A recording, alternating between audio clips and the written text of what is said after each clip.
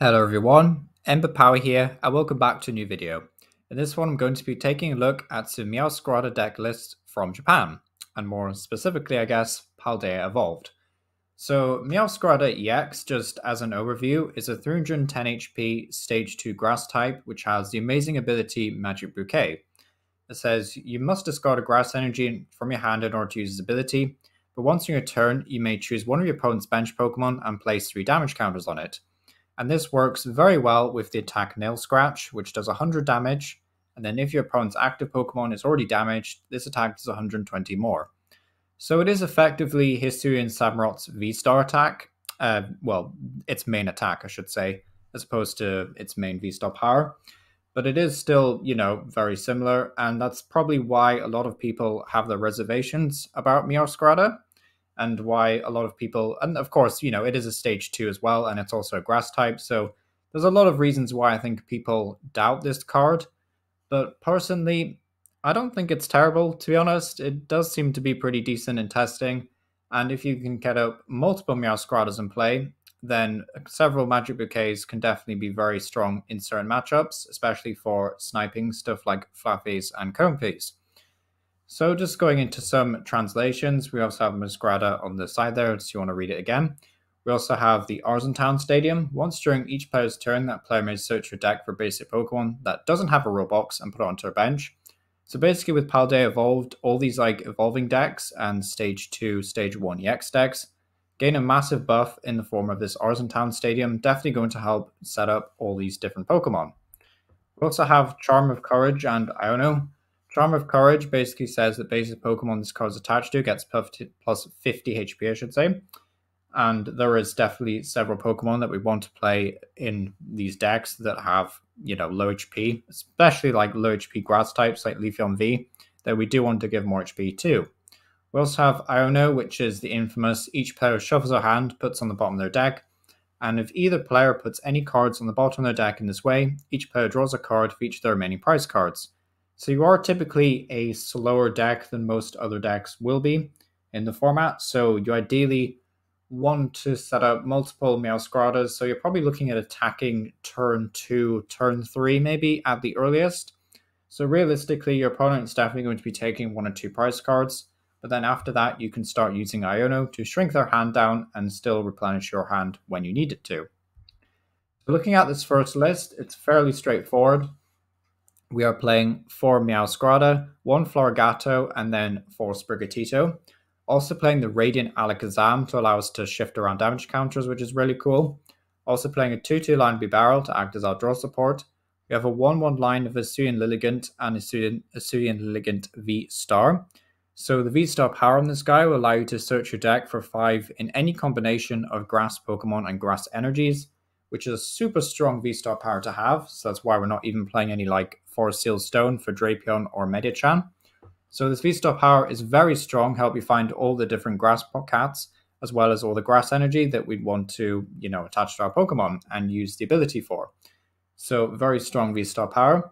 We also see 1 Mediacham V. Personally, I'm not so good with using Mediacham V. I know it's like some people's favorite deck is to use stuff like Urshifu with Inteleon Mediacham and do like all these complicated damage spread combos.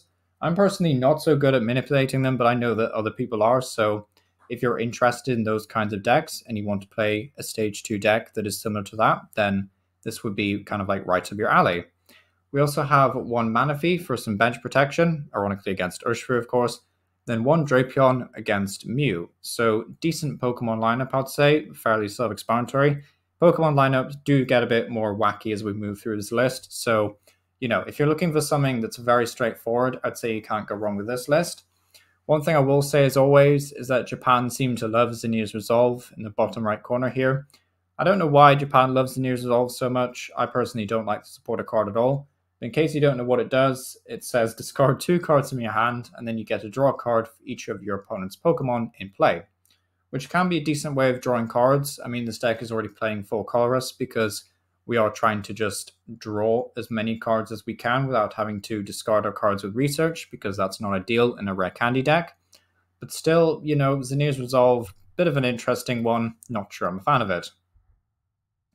This next list is going to be a Lost Zone build. And typically, I don't like featuring these variations of Lost Zone anymore because it's kind of self explanatory that Lost Zone builds that we currently have, or I should say, like the Kyogre builds, the turbo ones, are typically going to be the best versions of Lost Zone. But if you do like Lost Zone, then this will be a solid upgrade to it because it does seem that Japan really like Meowscrada Lost Zone a lot more than what they usually do. So often you'll see like one or two Lost Zone lists paired with, like the latest EX, like Japan trying stuff out. But I actually sift through quite a lot of Meowscrada decks, which would suggest that this deck is actually pretty decent. So honestly, I'm not so sure about this one. It does have the damage counter synergy with Sableye, which is pretty cool. But of course, it is a stage 2. You will need to find the rare candies at some point in the game and, keep Sprigatito alive. Also, the grass energy don't really give you any other value. You could try and include like Giratina V and V Star maybe. I'm surprised Giratina V as a one-off isn't in here, I should say. But other than that, yeah, pretty straightforward list.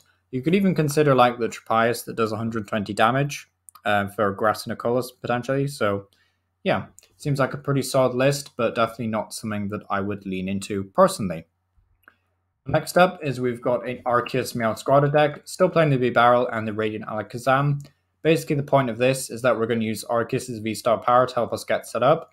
It's also a decent attacking option throughout the game, and we are playing 4 Double Turbo, which Meowscrada can utilize Double Turbo, but in this deck it's kind of about using Arceus in the early game to attack, as well as using the V-Star power to help us get all the Pokemon out. So, fairly self-explanatory deck. It feels a lot like other Arceus builds, to be honest. We just got the 4-1-4 line of Meowscrada tagged in there, kind of. So I kind of like this deck a lot. I definitely think it's going to be worth trying out, but not one that I've got round 2 in testing, so I can't really offer any more opinion on this deck.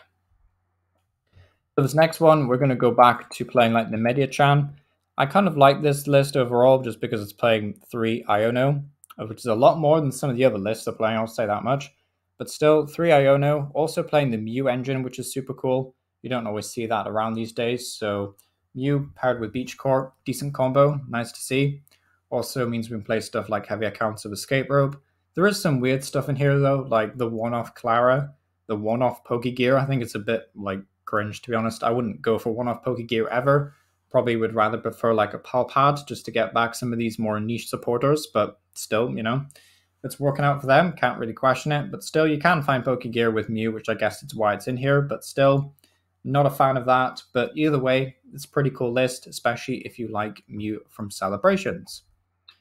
I believe this is the last list. Yeah, so this one is going to be more of a focus back to Meowscrada, but it is a bit of a strange list, not just because it's all kind of like in max rarity, but because we don't play any Florigato, so the Pokemon count looks a bit weird, like we're playing 4 Sprigatito, 4 Meowscrada. We are playing the Manaphy and the Radiant Alakazam, but then we see 1 copy of Luminion V, 1 copy of Mew, a 1-1 line of Bibarel, and 1 Luxray from Crown Zenith. So very, very interesting Pokemon lineup. I'd be very curious to know if this ends up being that consistent. It just seems like very strange to me. It's almost singleton in its appeal, but a very, very strange list overall. But I'm not sure how to feel about this one, but I thought it was really interesting, so I wanted to showcase it. But yeah, thank you for watching. It's been Empire. Let me know what your favorite Meowscrada deck list is down below. And yeah, thank you for watching.